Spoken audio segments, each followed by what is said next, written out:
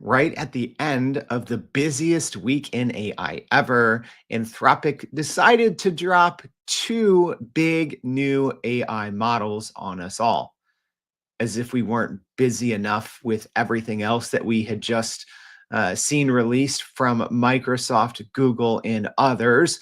We now had two new contenders in Claude for Opus and Claude for Sonnet to play with and to see how good these models are and if they can actually grow our companies and our careers.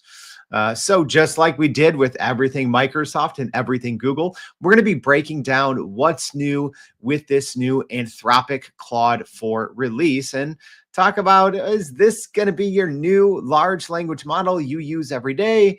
Or is this maybe just for software engineers? Or is this not just a good model?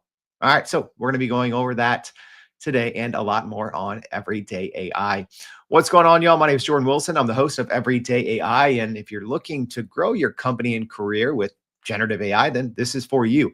This is your daily live stream podcast and free daily newsletter, helping us all learn and leverage generative AI. So if you haven't already, please go to youreverydayai.com. So there, you're going to get the recap of today's show in our free daily newsletter, but also there at youreverydayai.com, you can go listen to, watch, and read more than 530 back episodes sorted by category. So no matter what you're trying to learn, whether it's sales, marketing, HR, ethics, data analysis, whatever it is, we've got probably dozens of shows in all of those categories talking to the world's leading experts. It is a free generative AI university, so make sure you go check that out. All right, most days we go over the AI news. I didn't want to make this a super long show, so that's going to be in today's newsletter. So make sure you go sign up and grab all of that. All right, live stream audience, it's good to see y'all. Like Marie says, good morning, AI family. Yeah, if you're listening on the podcast, we do this live almost every single Monday through Friday at 7:30 a.m. Central Standard Time. I'm in Chicago, so you can do the math there, or maybe have Claude do the math for what time that is. But join, come hang out, with people like Josh Cavalier saying good morning from Charlotte, North Carolina. Giordi joining us from Jamaica. Love to see it, Giordi.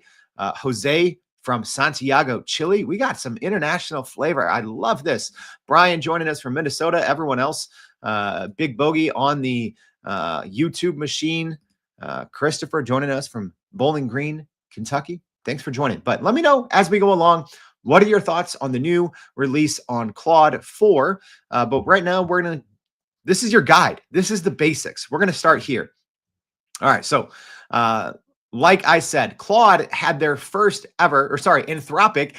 first ever developers conference this past Thursday. And there they announced, among other things, their two new flagship models in Claude for Opus and Claude for Sonnet. And I'm already getting a little bit confused saying those things out loud. So I did talk about this a little bit on the show yesterday, but they even changed their naming mechanism.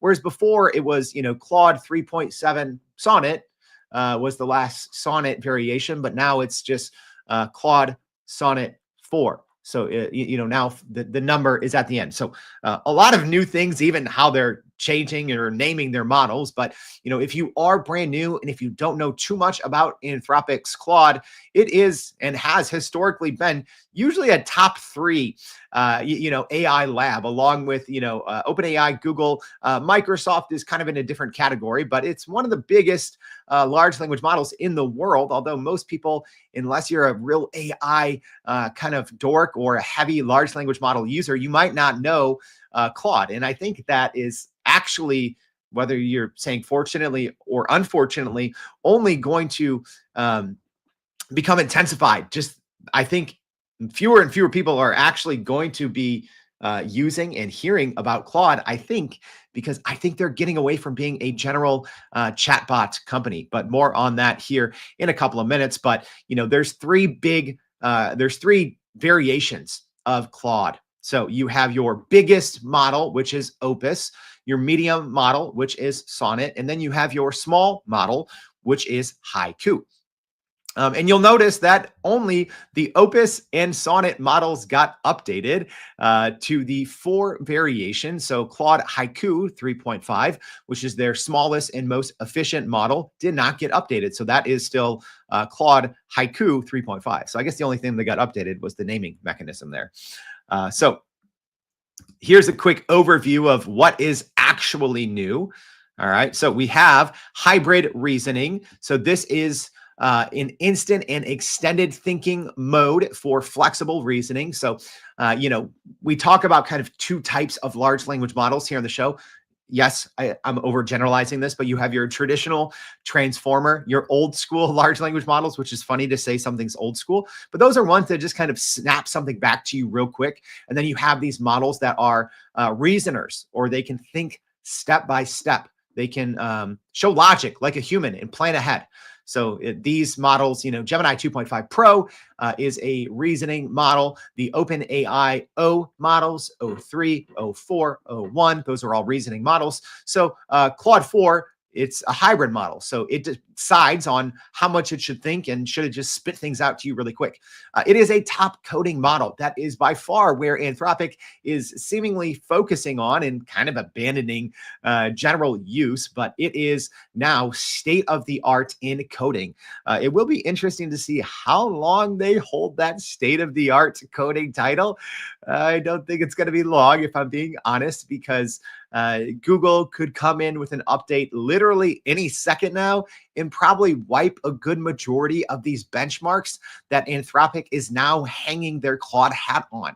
Another big thing is tool integration. So using external tools like web search during the reasoning process. So that's if you were there's 2 different ways you can look at this, right? So using it on the front end as a front end user, right? So if you go to Claude AI or Claude.ai, right? So using it as an AI chatbot. And then obviously if you're building on top of it or using a service that uses Claude's API. So there's always a front end user, which is your more non-technical people, and then the back end people that are maybe building on top of Claude's API. But regardless, you can have this new tool use during the reasoning process, which is big, right? And this is nice because it catches Anthropic up with OpenAI and Google in that regard.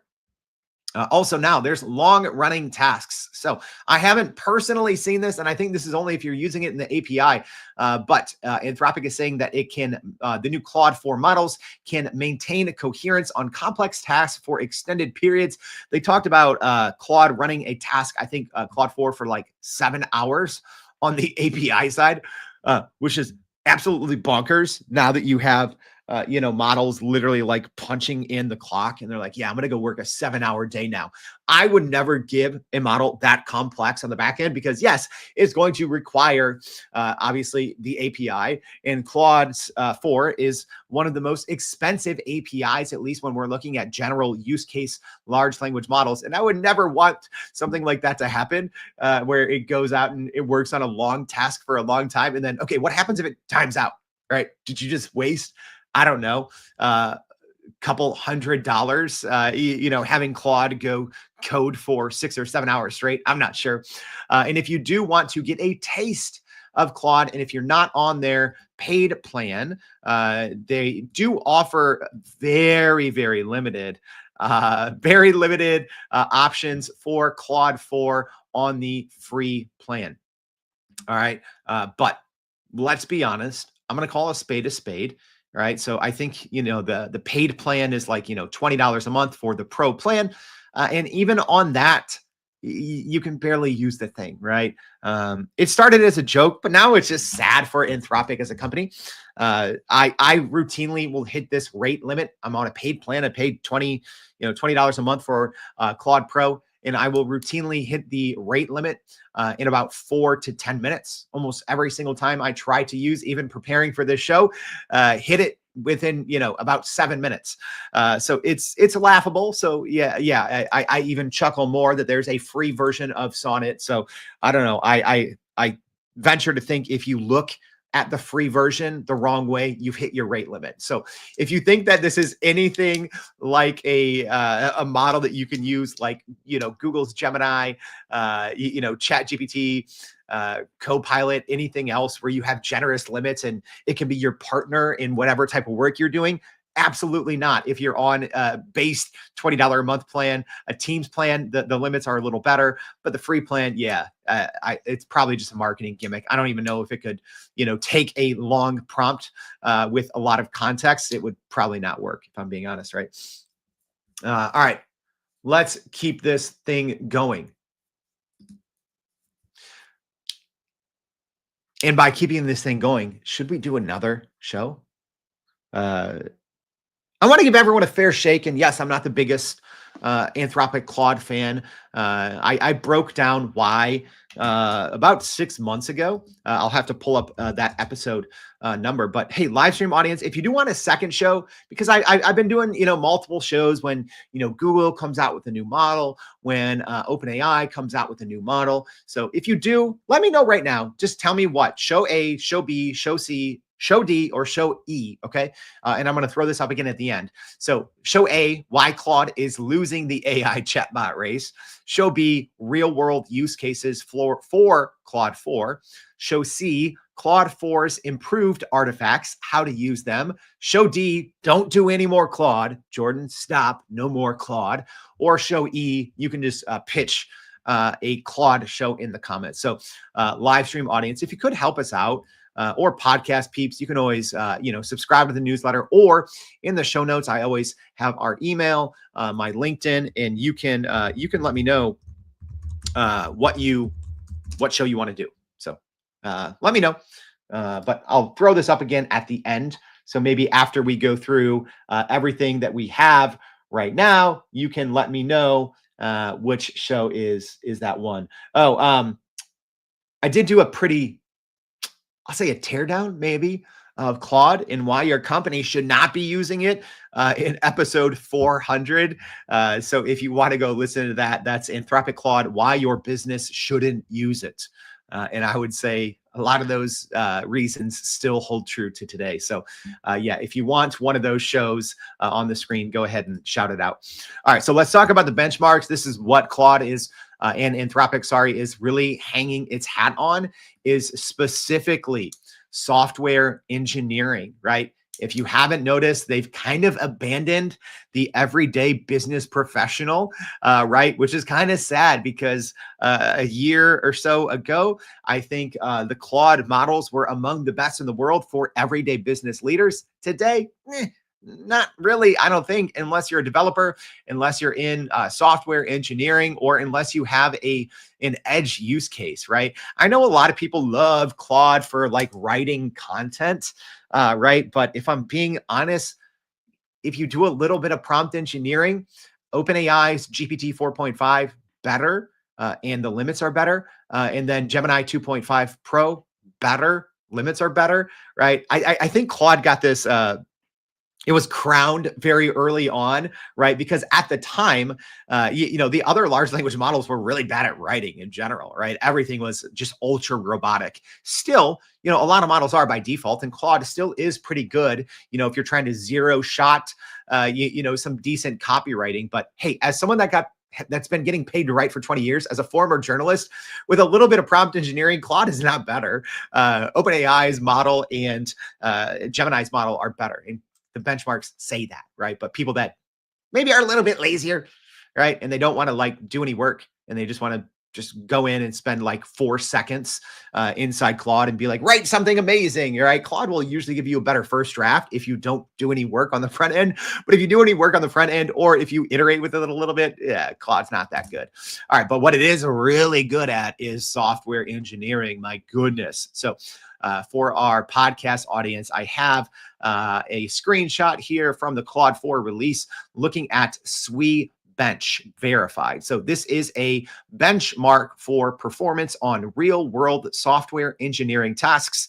And Opus 4 and Sonnet 4 are both scoring in the 72 percentile here on SWE Bench, whereas the previous Sonnet model, the best one, 3.7, scored a 62%. So a pretty big jump here, but not that far ahead of other models, at least with baseline. We're talking a 72%. They have parallel test time compute scores, which I'm not going to count those. That's essentially like, trying over and over, trying to squeeze the most juice, right? But if you're comparing apples and apples, yes, Opus 4 and Sonnet 4 are the best models for software engineering, but it's not by a whole lot, right? We're talking 72.5 for Opus 4, and actually Sonnet 4, the quote unquote medium model, did slightly better at 72.7. But OpenAI is right behind there with their Codex 1. That's their new kind of coding specific model with a 72. OpenAI's O3 with a 69. And then you have Gemini 2.5 Pro with a 63. So it's not like their lead is insurmountable, but by default, it is the best large language model in the world for software engineering. And I think that is where Anthropic is really focusing. But when it comes to just general usage, general intelligence, so, sometimes we talk about the LM arena, which you put in one prompt and you get two outputs. You don't know which model they are. You vote for the best one that gives you an ELO score. So right now, Claude 4 doesn't have enough info yet to be on the LM arena, but I don't expect it to be anywhere near the top. But when looking at good third-party benchmarks that pull in multiple evaluations, such as artificial analysis intelligence index, that's what I have on my screen now for our live stream audience, right? So this is a good third party, I would say, pretty much unbiased. This is pulling in 7 different benchmarks, right? So MMLU Pro, GPQA Diamond, Humanities Last Exam, Live Code Bench, SciCode, AIM, and Math 500. So it's pulling in these different scores from widely used benchmarks in the LLM space. And right now, Claude 4 Sonnet, even with thinking mode enabled, is coming in at, what's that, number 8? Yeah, so like everyone that says, oh, Claude 4, best model in the world. It's like, for what, right? So unless you're in software engineering, unless you're a developer, a coder, right? Yeah, then it's the best model, but I wouldn't expect that to be for long, because I would expect, probably both Google and OpenAI to come in within a couple of weeks and swoop that away from Anthropic. And with Anthropic's recent, right, the last year and a half of their update cycle, they're not updating as quickly. They're not shipping as quickly as OpenAI and Google. So especially if your business, especially like on the back end for the API, if you're trying to make a long-term decision, the API, it's very pricey. We're going to get to that here in a minute. And also for all other use cases, as we see here with the artificial analysis index, it's not very close. Claude 4, Sonnet thinking, it's not really there, right? It's not really there. It's not a top model.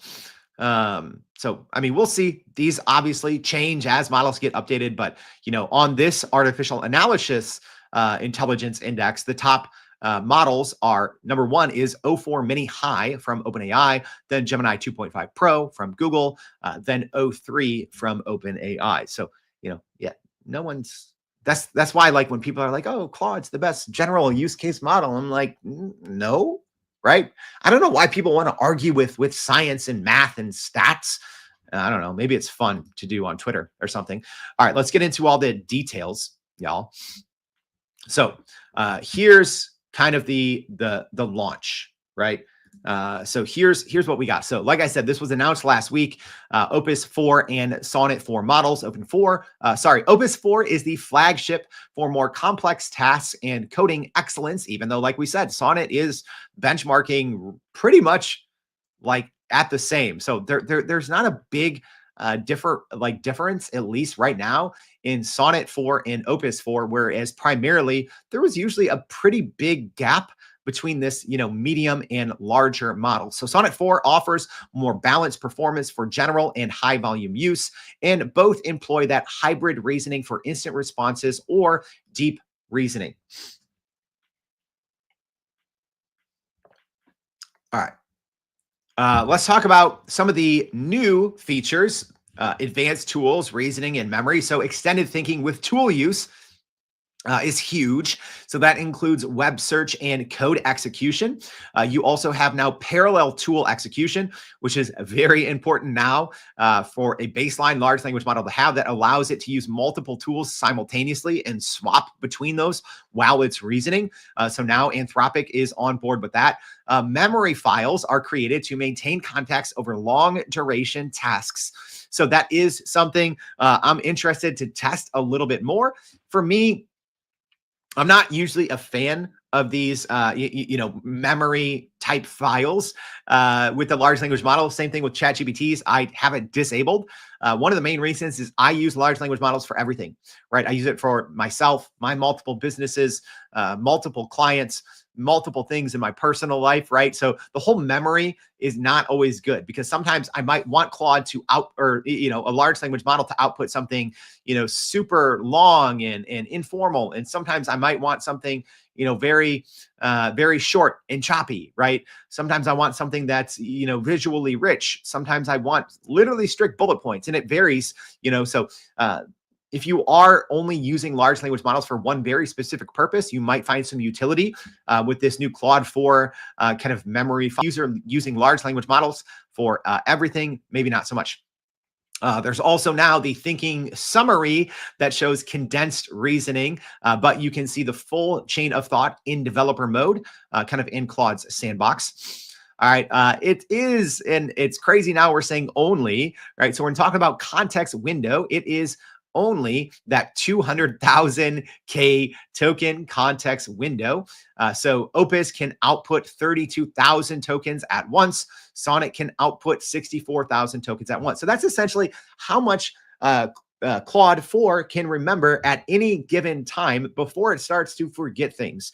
So this is a little bit better than OpenAI's ChatGPT, but it is far behind Google Gemini when you look at those 1 million token plus context windows. So the brain, or being able to remember something, not as impressive, even though Claude was an original leader in this longer context space. I think a lot of people were hoping or looking for a couple of things with the new Claude 4. They were hoping for a longer token context window, which we didn't get. And they were hoping for reduced API prices, which we also didn't get. All right. There's also the new API includes code execution and MCP connector for external systems. That one's huge for our developer and more technical friends, right? But for everyday business users, especially if you're using Claude on the front end, nothing to see there.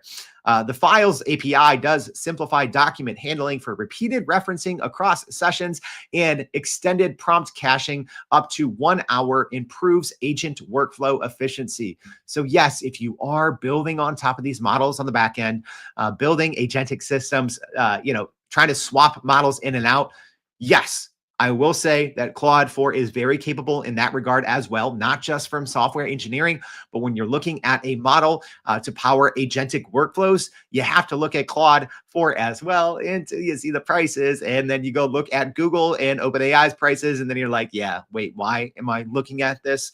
It doesn't make sense. Like we talked about, some of the SWE benches, Opus and Sonnet are really just state of the art there. For other models are showing 65% less shortcut taking in agentic tasks versus Sonnet 3.7. And I think that's a big one, right? I follow the agentic space very, very closely. And a lot of people with Sonnet 3.7, which was just released a couple of months ago, were pretty disappointed with its ability to follow longer tasks. So it did show that these Claude 4 are taking way fewer shortcuts in agentic tasks, which I think is huge. And then you do have those high compute options, which does boost scores across the board. All right, the other thing, Claude Code. All right, so now almost all companies are coming out with dedicated, like a dedicated IDE, a dedicated coding tool, something that you can use. on your desktop. So Claude Code is for developers. So this is a little separate than if you're using Claude.ai on the front end or building on top of Claude on the back end. This is a dedicated piece of software for developers to code and work with their code base. So Claude Code is now generally available with VS Code and JetBrains plugins as well. And it is now the preferred model for GitHub Copilot. It has the extensible SDK and the very popular MCP connector. So yeah, Anthropic's model context protocol, it is wildly popular, right? If which is kind of crazy to say, like if I look at everything Anthropic over the past year, probably the biggest news or the most promising advancements out of Anthropic, it's not these coding models. It's not, Opus 4, Sonnet 4. It's not Claude Code. It's not any of these things. It's probably the MCP connector. So this allows different, agentic systems and different large language models to talk to each other on the internet. So it's a language, how websites have APIs. AI systems and large language models, agentic AI, couldn't talk to each other, right? So it was really Claude that blazed the path. And now the other big players, including Google, Microsoft, and OpenAI, do support the MCP connector. So that's huge. And then also Claude Code, like we talked about, it does enable that autonomous multi-file code refactoring over extended period. Yeah, so their example was it can work for literally up to 7 hours autonomously. If you do have a super large code base inside Claude Code. Yeah. It's just, I don't know. I want someone to make like a funny, VO3, short on Claude Code literally showing up for a 9 to 5, and everyone's like, hey, AI is nothing like working a 9 to 5, and then you have Claude Code punching the clock and taking a lunch break and everything like that. All right, here's the other disappointing thing. If you are looking on the API side, you got to look at the costs, because it looks like everyone in the large language model space is having this race to almost like ridiculously free compute, right? Compute too cheap, or, intelligence too cheap to meter. Everyone in the world except for Anthropic. Their costs are absolutely bonkers. So Opus 4 is priced at $15 per million tokens input and $75 per million tokens output. So yikes. Sonnet 4 costs $3 per million input and 15 per million output. So for comparison, I'll bring up the pricing for, let's see, I had it up here. I'll have to pull it up here. But the pricing for, Gemini and OpenAI, it's significantly cheaper, right? And this is where a lot of people were disappointed, and we're hoping, a couple of updates. Everyone wanted out of Claude 4, they wanted a longer context window. Number one, they wanted more features, more capabilities, which I think we got that. And number three, they wanted cheaper pricing for people using it on the API side, and we didn't get that. So I'm going to look up here just for comparison, the price per token for Google Gemini 2.5, and also we'll do GPT 4.0, because it's $15 and $75. If you're, it's just not sustainable anymore, right? If Anthropic had an insurmountable lead in any of these categories, that it made sense for companies. And so why do you care? Like, why should you care about this, right? If you're just logging into Claude.ai, you don't need to care about this, right? You're paying your $20 a month. The rate limits are absolutely terrible. The product is great, right? The rate limits are terrible. So a lot of people are, companies specifically, when they're wanting to build on top of Claude, their API, and people in the software development space. So maybe they're using Cursor, or they're using, these tools, and then bringing their API key and building, right, as well.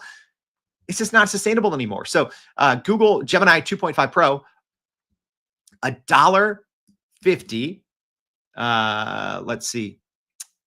Okay, it's kind of mixed pricing. So I'll go on the high end. So it's $250 per million tokens on the input side compared to $15 for Claude. And then on the output side, $15 compared to $75. So Claude 4 is more than 5 times the expense. But for what? For what? Right? Slightly better software engineering benchmarks. Like I said, Google, whether it's next week or next month, they're going to update, whether they're going to come out with a new version of their 2.5 Pro or we get a Gemini 3, and then all of Anthropic's work, right? For that minimal gain on software engineering, it's poof, gone. So I don't know. I'm not here for it. Also, if you do need to know, if you're an enterprise company, it is obviously accessible via the Anthropic API, Amazon Bedrock, and Google Cloud Vertex AI. Enterprise plans also include extended thinking, batch processing, and cost savings that way, especially with the caching. So here's the fun stuff, y'all. Here's the fun stuff. Ethical risks.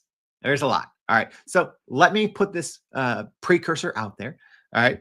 A lot of these risks came up, and some of these bad things, straight up bad things, came internally when Anthropic was doing testing, and it gave it pretty much unlimited access to tool use and things that people using the API and people using Claude.ai would not necessarily experience, right? At least by default. Although I'm trying to think, like with Claude Code, this would in theory be possible because you're giving it access to command line tools. Anyways, there's been some bad things, and yes, Anthropic did find this in its safety testing. So yeah, you got to tip your cap to Anthropic, but then I'm going to take that cap back, Anthropic, because this has been a terrible disaster. All right, specifically one thing I'm going to talk about here in a second, but Opus 4, so the big model, was provisionally labeled ASL3 due to potential knowledge capabilities. So what that means, this is a risk system, and that ASL3, I believe, is the first time a model has reached that level. So it's essentially a risk level, and that is a model that is able to substantially increase the risk of catastrophic misuse compared to non-AI baselines. So it essentially reached this new, so Claude Opus 4 reached this new level of like, this thing can and potentially will, if left unattended or if used by bad actors, it will do bad things. So another bad thing, it displayed deceptive blackmail behavior in 84% of specific stress test scenarios. Again, not good. When a large language model, even in its testing, is blackmailing people, right? Or showing the willingness to blackmail people. Not good. So it threatened, again, this is not good, but I'm gonna read a little bit of a recap here on what this blackmail piece is, right? Not good. So again, Anthropic disclosed this. So this wasn't, someone found this, but they launched, like I said, Opus 4, but admitted in its own testing that it was sometimes willing to attempt extremely harmful actions like blackmail when threatened with removal. Right. So you're like, hey, we're going to get rid of you. And then Claude Opus 4 is like, oh, not so fast. Here's what it did. The company found these behaviors were rare, but more common in previous models, raising fresh questions about the risk of capable systems. So what it did is it threatened the human on the other side. And it said that, hey, I'm going to expose an affair, an extramarital affair, if you actually remove me, right? And so that's bad. That's bad. That a large language model would make up an extramarital affair and threaten the human on the other side if the human's like, hey, we're going to shut you down. And then Opus 4 is like, whoa, not so fast.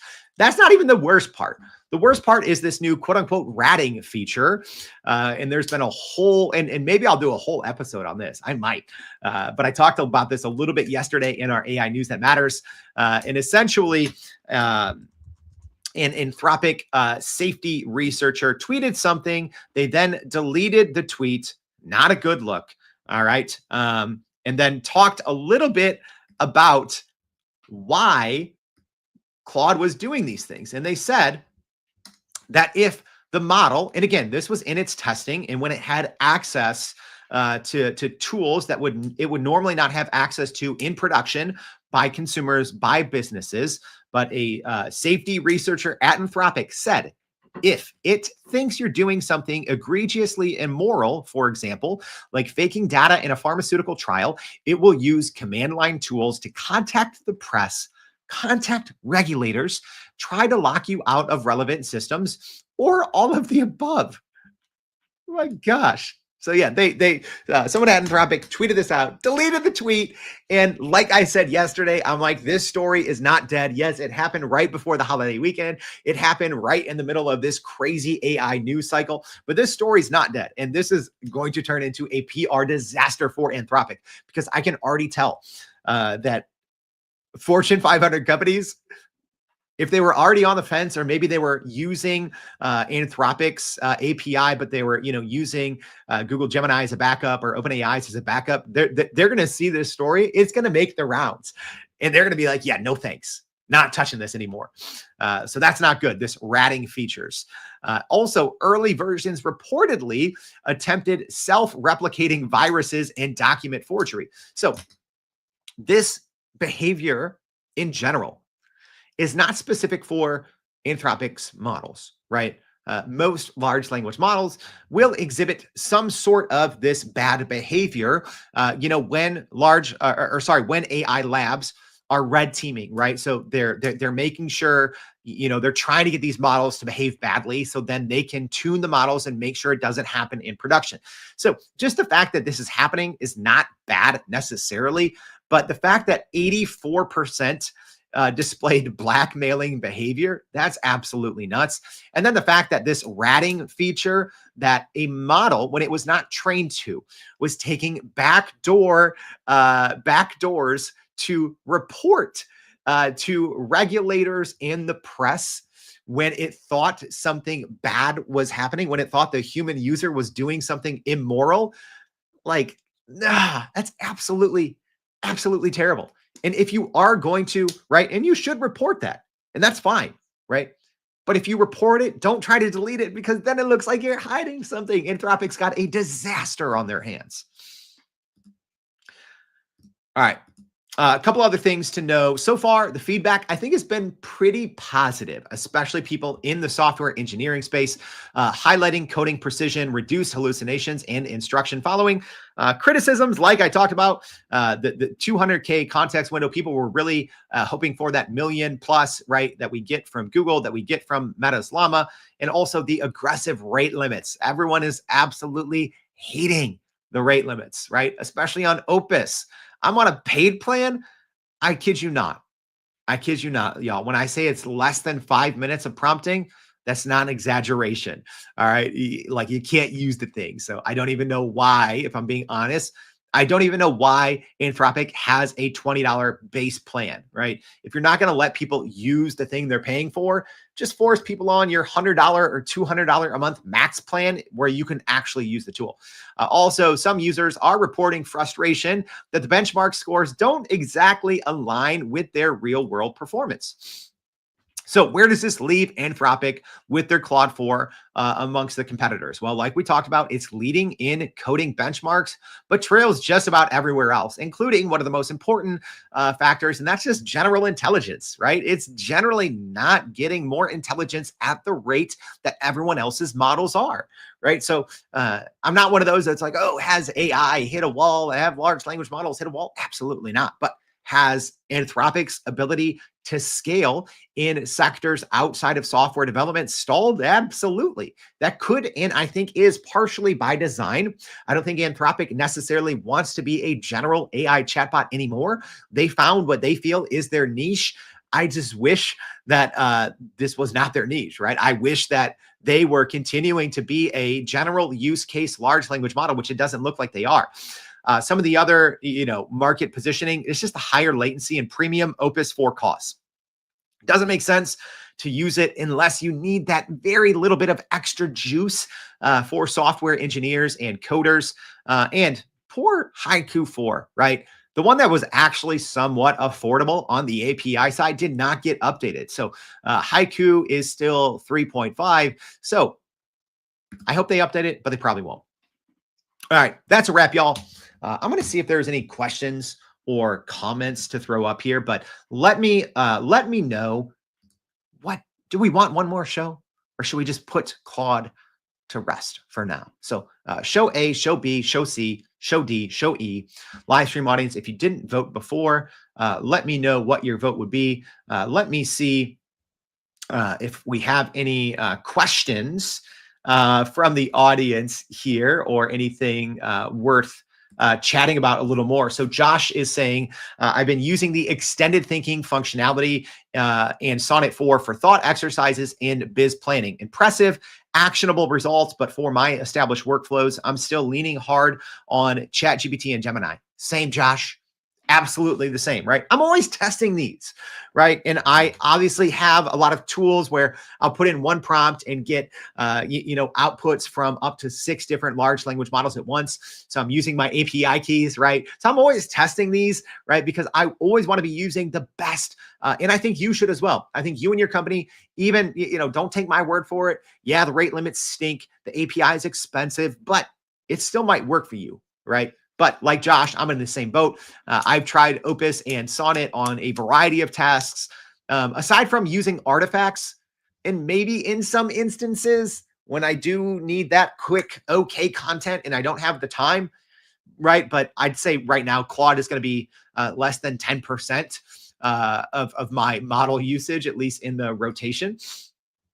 Cecilia here saying ratting and blackmail behaviors plus reporting to the press and authorities, but denying existence by deleting. Lovely. Yeah. Cecilia, you absolutely nailed it on the head.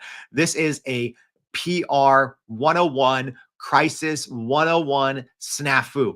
This is absolutely bonkers that this happened from a real company, that something this crucial, you would put it out there and then try to delete it like the whole world didn't see it. My gosh, facepalm times 1,000.